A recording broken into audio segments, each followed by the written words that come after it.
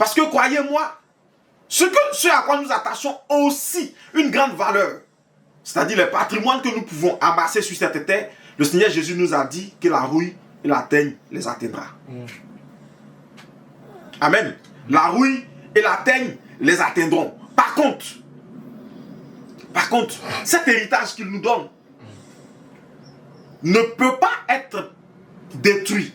Il est incorruptible. Il est incorruptible. Et parce qu'il est incorruptible, sa base ou son fondement ne peut pas être physique, mais plutôt spirituel. C'est la raison pour laquelle le seul moyen de le conserver, le seul moyen d'être en contact avec lui, le seul moyen de le posséder, c'est de manifester la foi. Amen. De manifester quoi? La foi. Donc j'espère la grande espérance, mais également la grande démonstration de cette espérance, sachant que je ne la vois pas. C'est ça qui me permet de maintenir cet héritage. C'est ce qui me permet d'être dans cet héritage. Donc, si je marche par la chair et non par la foi, si je marche par la chair, et non par l'esprit, si je marche par la vue et non par la foi, je ne suis pas de ceux qui ont cet héritage. Quelqu'un comprend le message? Amen. Amen. Amen.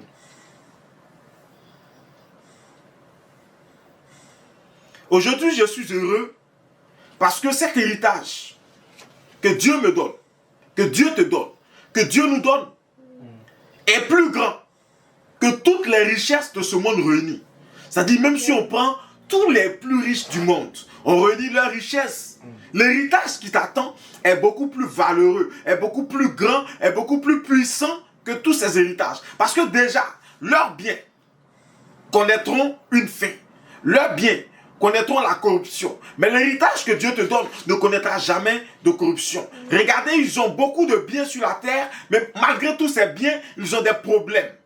Mais l'héritage que Dieu te donne, étant une bénédiction, ne peut être suivi d'aucun chagrin. Et encore, leur richesse se trouve dans le temps et dans l'espace. Aucun milliardaire n'est capable de se promener avec toute sa richesse. Ça peut peut-être te choquer, mais j'ai suivi une interview de l'homme le plus riche d'Afrique, Aliko Dangote, à qui on a posé une question.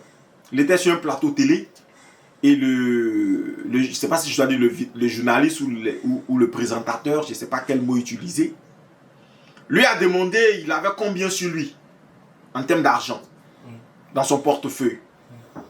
Et il a dit qu'il n'avait même pas un rond, il n'avait même pas une pièce de monnaie sur lui.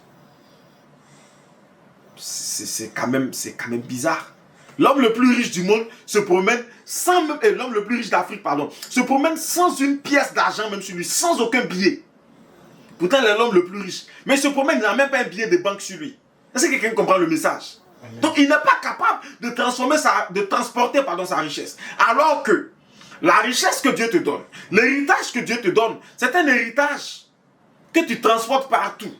D'ailleurs, mais en plus, qui n'a pas de durée dans le temps parce que c'est éternel. Amen. Mais déjà, le prix à payer. Quel est le prix à payer? Quel est le prix à payer? Amen. Le prix à payer, écoutez-moi très bien. Il y a des gens qui vont dire, Jésus a tout accompli. Donc, nous n'avons aucun prix à payer. Ils n'ont pas tort. C'est purement la vérité. Ils n'ont pas du tout tort. C'est la vérité. Jésus a tout payé.